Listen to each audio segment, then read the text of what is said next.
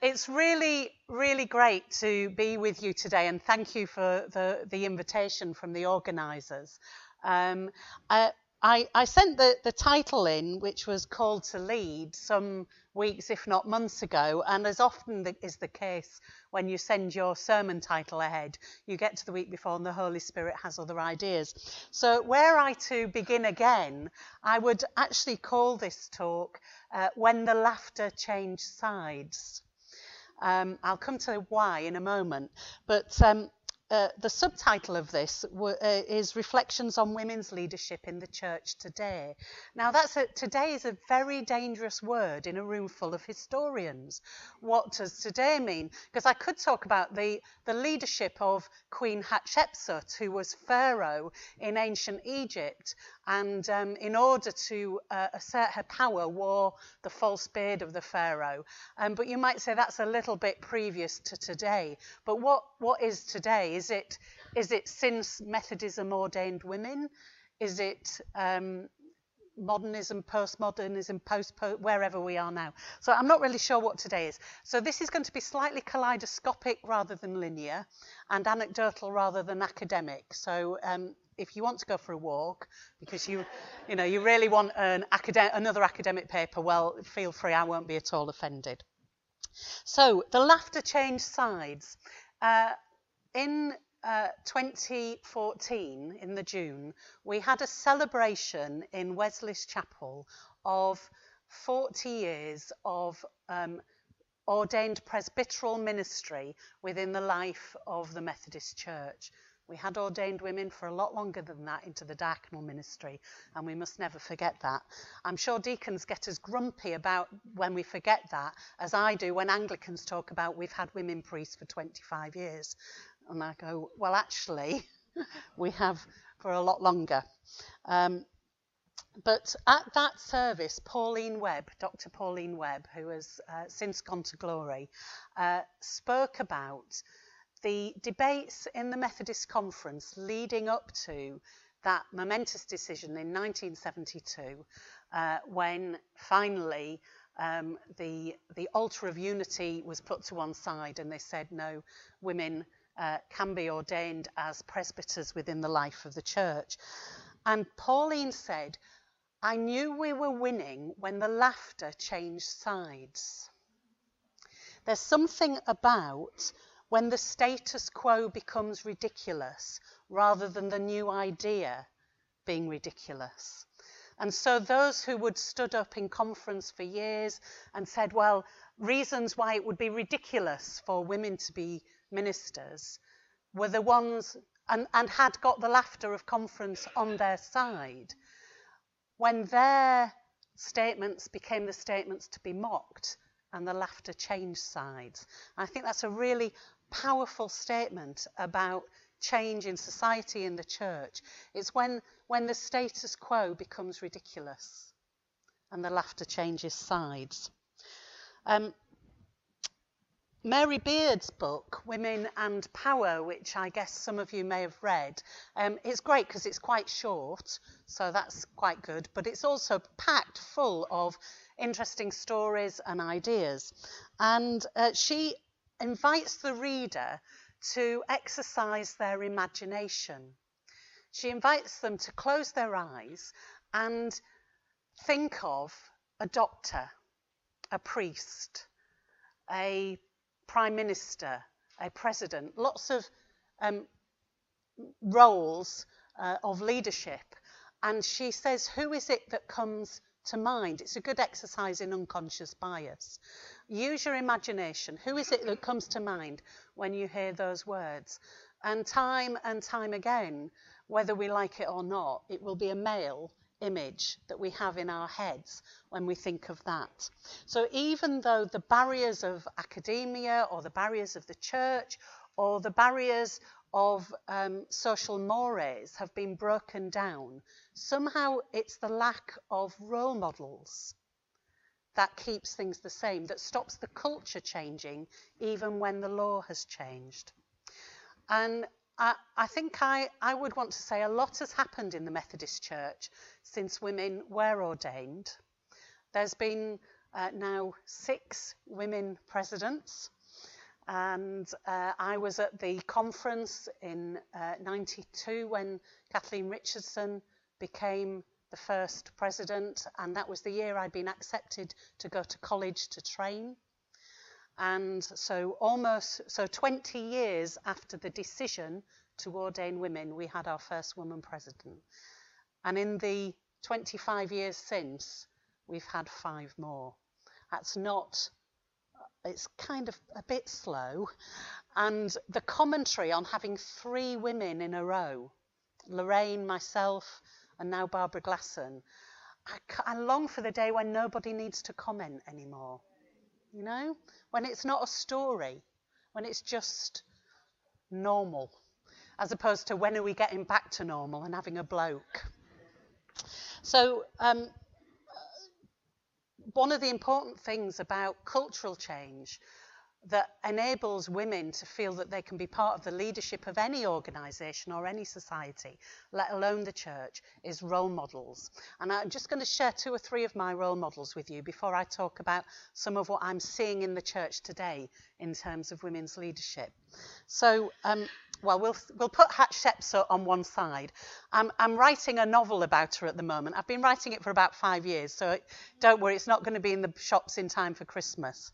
But it's sort of her and Miriam, and it's a what if. What if the Pharaoh at the time of the people of Israel, historians are going to shoot me now, had actually been a woman? What would have driven her to make the decisions that put the people of Israel in that position? So anyway, it's complete nonsense. But anyway, so we'll set Hatshepsut, who is an interesting kind of role model, aside. She did marry her brother, so that's not something. It was a pharaoh kind of thing. It's what you did in the time. But my own role models include, some of you will have heard of Dame Ellen Wilkinson. She's one of those, a bit like Phoebe, stories that we've stopped telling about Methodist women. She was the daughter of a local preacher in Manchester, and her church helped raise the money to send her to university. And she became the first Labour woman Member of Parliament to take a seat. Another had been elected, but she was Fenian and wouldn't take the vow. And so Ellen became the first Labour woman Member of Parliament. She became the Member of Parliament for Jarrow and led the Jarrow March. She was there at the front, Red Ellen, very short, red hair, and it wasn't only her hair that was red. She went on in the post-Second World War government to be the Minister for Education and worked herself to death for the cause of universal education.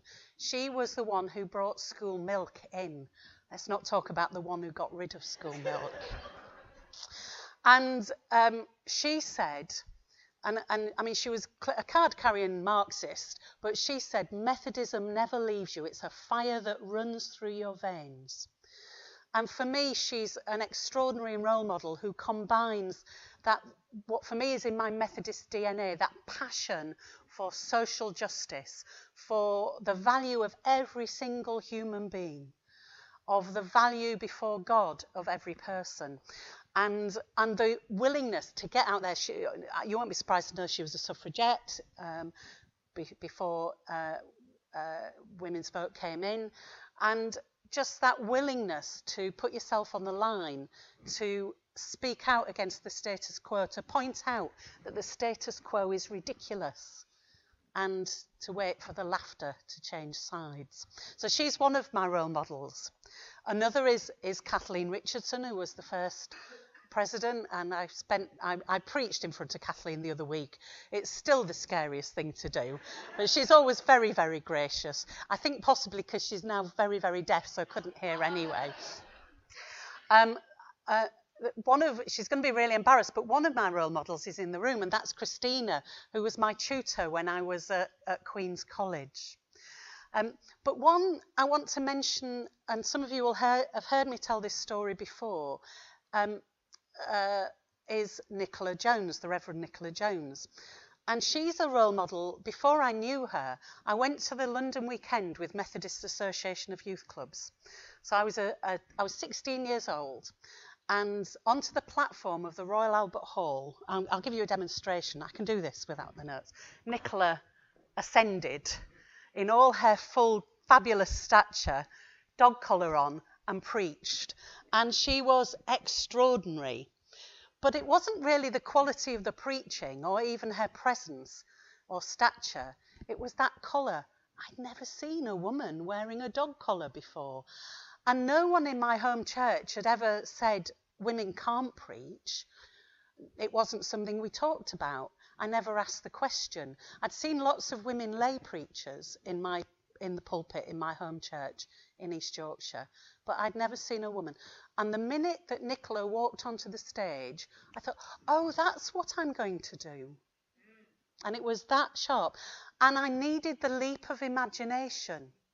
I needed to go beyond what I knew and what I'd already seen. I needed the role model. And that moment, and I went on note at 16. I mean, God help those poor congregations because at 16 I did know everything. I know a lot less now than I knew then. I knew everything. I hate to think what drivel they had to put up with. It must have been dire. But I went on note. It took me 7 years to get fully accredited because I moved house 5 times and job 4 times and got married.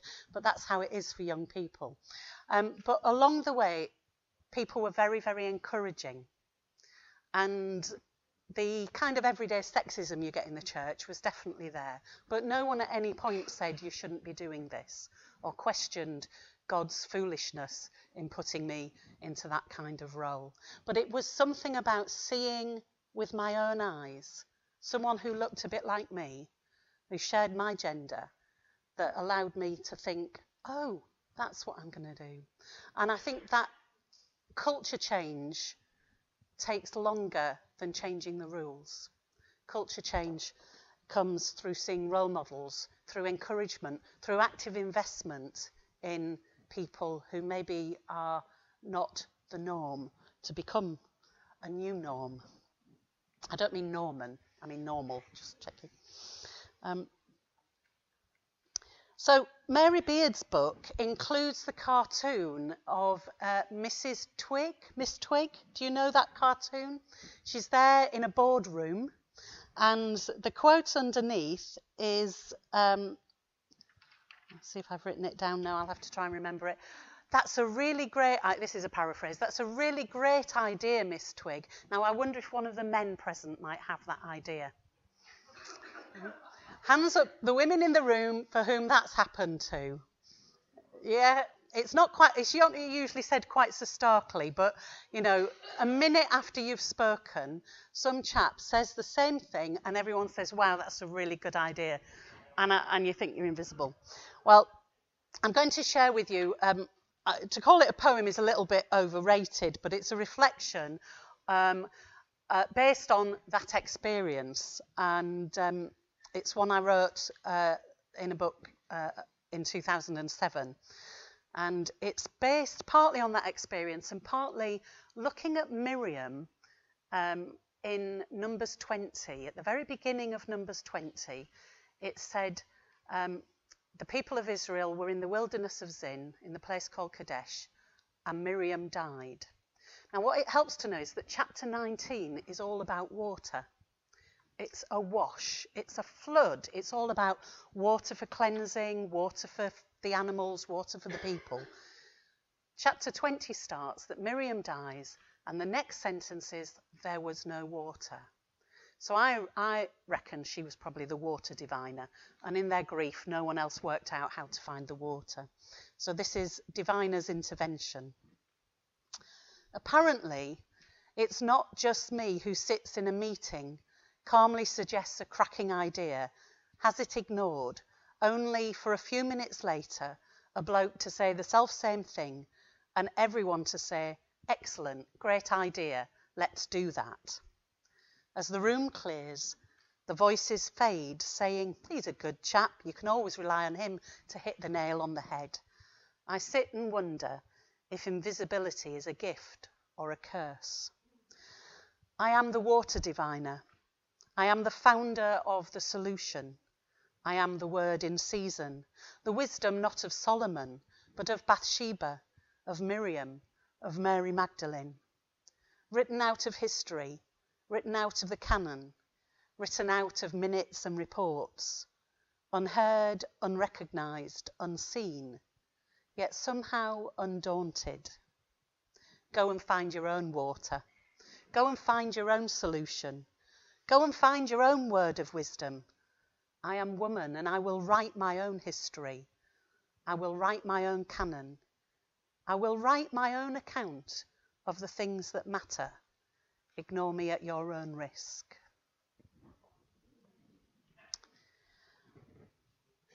The culture in the Methodist Church has not yet changed, not just to fully embrace the role of women lay and ordained in leadership, but any number of EDI issues, equality, diversity and inclusion issues. And there is still work to do. And my perception is we kind of took our foot off the gas in 1972. Now, I don't want to cut across what Christina's going to say later, so I've no idea what you're going to say. So, well, if we repeat anything, it'll be reinforcement, won't it? So that'll be all right. But my sense is we took the foot off the gas. We thought, well, we've got women are going to be ordained now. We've done it. That's all we need to do about it. And a group started meeting together,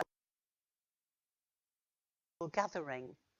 And when it met, there were two definite camps in the early days. One was of women who had fought the fight, had got women's ordination sorted out, and were in campaigning mode still. They were in that frame of mind. And they're the ones who worked towards the cry of the beloved, which I think John was mentioning, you've written a book about, a report to conference on the ministry of women in the church. And they were very much activists. There was another group of women who just wanted to get together with other women in order to offer each other mutual support. And in the end, the two groups split. One became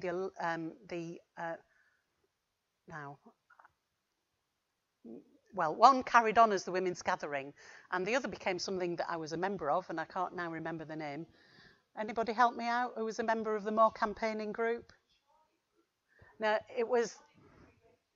Yeah, no, it wasn't the Charlie group. It was Methodist Women's Forum. Yes, Methodist Women's Forum. That's it. Thank you. I'll blame it on the wrist, but it's just old age, really. Methodist Women's Forum. And so there was a crossover between the two groups, but the Women's Forum was definitely still about campaigning for the role of women in the church, and went on to be part of setting up the Gender Justice Committee in the Methodist Church, which has now been absorbed into our rather amorphous EDI work. And it's interesting how those different approaches to what it means to be women in the church kind of grew their own lives. Meanwhile, the church carried on being the church. And so today, in terms of women in leadership,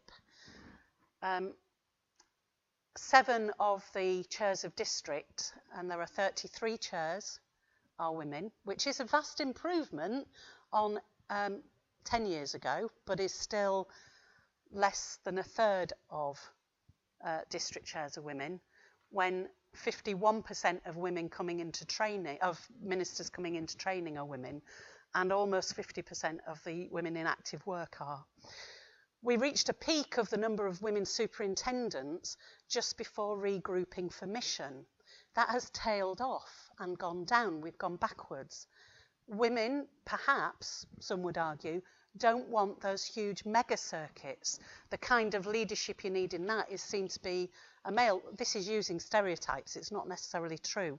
Or where there were perhaps 3 circuits coming together and there were 1 or 2 women, somehow the man ended up being the ongoing superintendent and the women didn't. There are still more women in part-time roles, in unpaid ministerial roles, and in local appointment than in general, what you might call the normal standard kind of appointment. So there's an interesting thing going on about culture.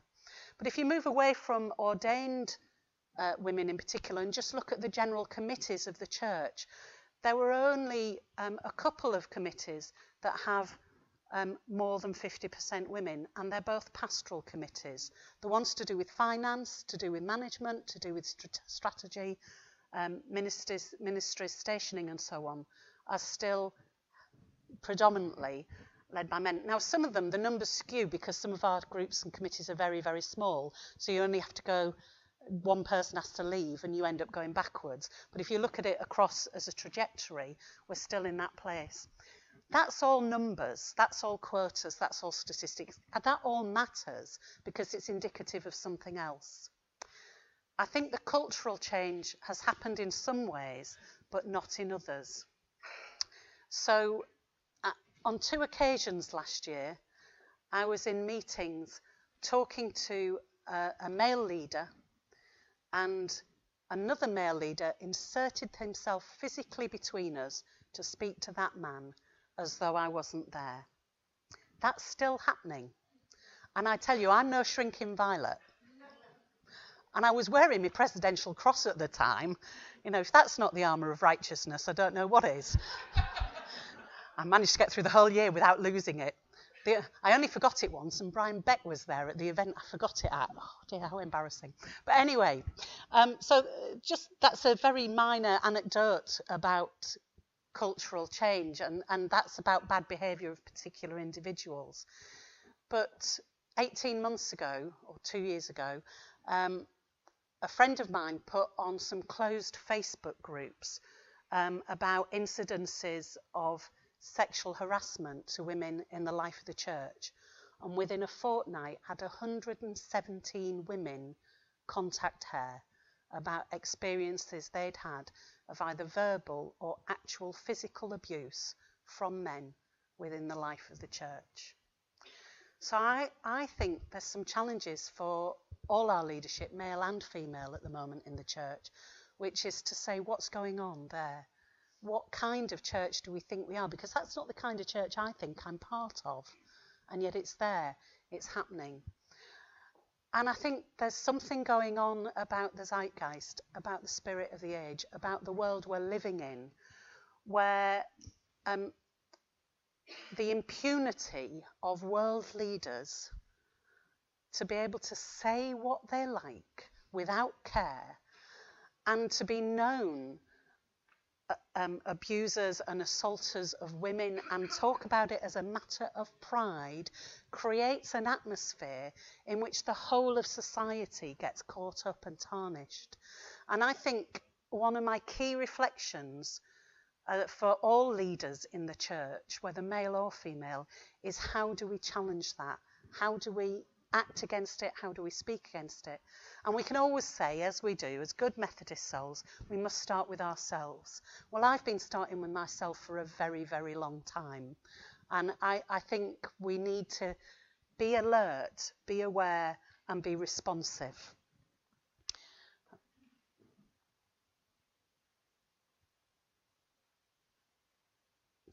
I think what we need to do to change culture is that leap of the imagination. It's that leap of saying what is now is ridiculous. What is now is the nonsense. How do we enter into God's vision of what the church and the world can be, as women, as men? But of course, it's not only about Methodism in Britain. I travelled in my presidential year and before it and encountered women in leadership in the World Church. And I just want to offer a couple of reflections on that before I go on to read a poem, What I Did Right.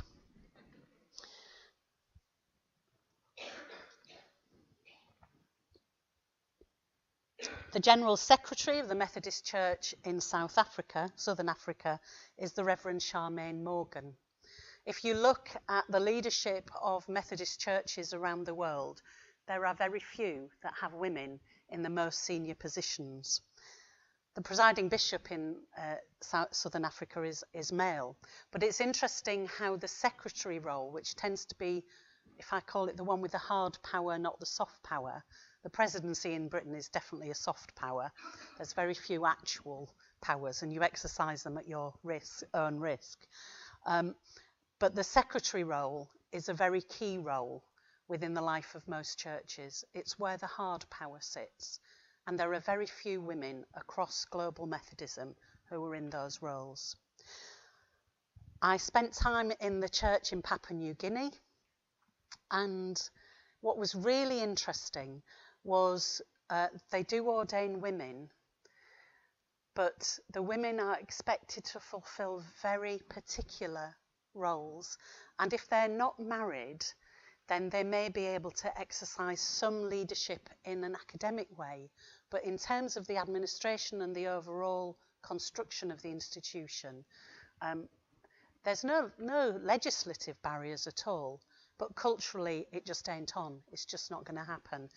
And I blundered in my womanly ignorance, into a meal in the bishop's house in one of the regions.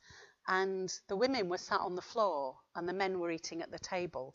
And I learnt quickly that if I didn't go and help myself to food, because I was the guest of honour, nobody else would. So I had to stop being, oh no, after you, and go and eat. Otherwise, everybody else would starve. But I took my food and sat on the floor with the women and caused enormous offence. So, you know, I was a guest. I had to play the guest game. But who knows whether my doing that will have had any impact whatsoever in that situation. But there's something about how we are as guests in those contexts that ask questions of people. I wonder what it is in our context that a visitor would see that they might maybe put their foot in it or cause offence because we too blind, we can't see it. And while I was there, I had some young men ask me in a training college about the Methodist Church in Britain and human sexuality. So we had a good conversation. They were really, really interested. I said, but I'm really interested in the role of women within your church and society. And they kind of looked at me like, I don't know what you mean. It's not on the agenda. It's not an issue. The way the world is. And the way women are and the way men are is. So you could have a conversation about human sexuality because some of their friends are gay. So the leap of imagination had already been made. But you couldn't have a conversation about the role of women in leadership or any other role in the church because it's not an issue. It's just not on the agenda. It's not recognised as being anything other than the way that the world was ordained to be. It was really interesting. In a lot of contexts, I'd assumed it would be easier to have the conversation about the women and not about human sexuality. I went on a smaller flight than getting to Papua New Guinea, from Papua New Guinea to the Solomon Islands, and was hosted by the most extraordinary and capable woman superintendent. She's the only woman superintendent in the Methodist Church. Well, it's the Uniting Church of Solomon Islands, which is made up of Methodists and others. And she was amazing, and she was getting on with it on the ground. I then spent 24 hours with the bishops of Papua New Guinea, of Solomon Islands, who were all falling out with each other, and they were all chaps. And if they'd had 1% in their fingernails of her common sense, they wouldn't have been having an argument. But because the way they're structured within their culture, it wasn't possible. And this isn't having a go at Papua New Guinea or saying, gosh, aren't we good and everybody else is rubbish. It's saying, actually, it's that thing about cultural imagination. It's the ability to see that the most gifted person in the room for a particular moment is not necessarily the one you think is in charge. What was great about my friend in the Solomon Islands is that she was completely able to subvert the power and get things done, and it was fabulous to watch that happening. As I say, this really isn't about getting at any World Church context, it's just where we are. The Methodist Church in Ecuador is about 18 years old, and the women in that are, because it's a new church, are fulfilling roles of leadership, and nobody even questions it, because there's something new emerging, and they haven't got an old way of doing it. They're discovering a new way. It's something, again, about the leap of imagination. The leap of imagination it takes for an individual woman to think, God might be calling me to leadership.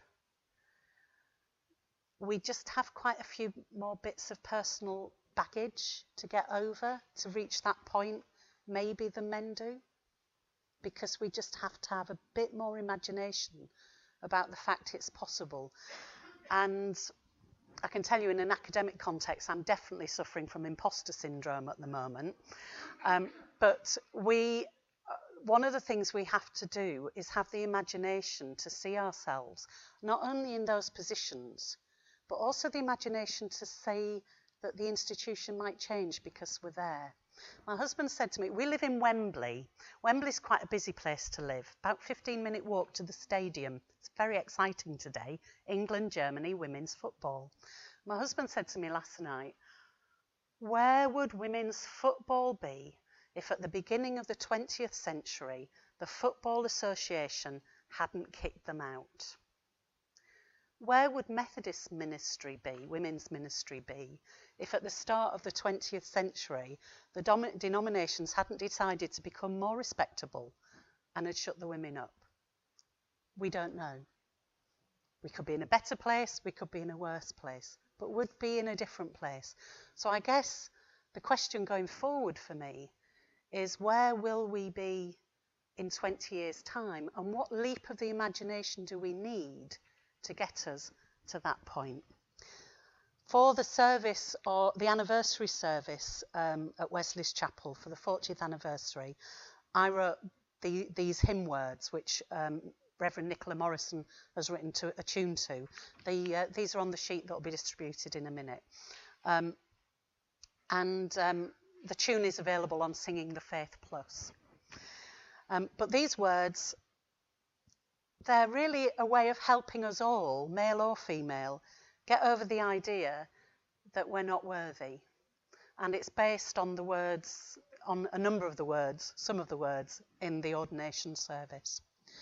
Gracious God, you call your people to offer lives of love and care, serving, teaching, persevering, holding all your world in prayer. We are worthy by your Spirit, we are worthy by your Son, to proclaim your gospel story of a world in Christ made one. Gracious God, you call your people to share the gospel of your grace, to declare that Christ's forgiveness is for all in every place. And the chorus again, we are worthy. Gracious God, you call your people to your table open free, drawing us to share together in love's hospitality. We are worthy by your Spirit, we are worthy by your Son, to proclaim your gospel story of a world in Christ.